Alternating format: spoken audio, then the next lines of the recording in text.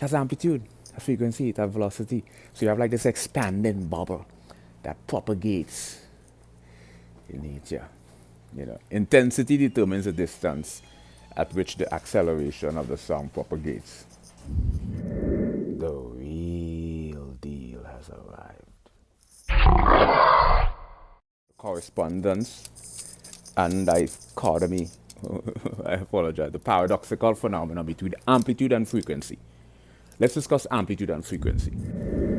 Be very afraid, because I'm the real deal.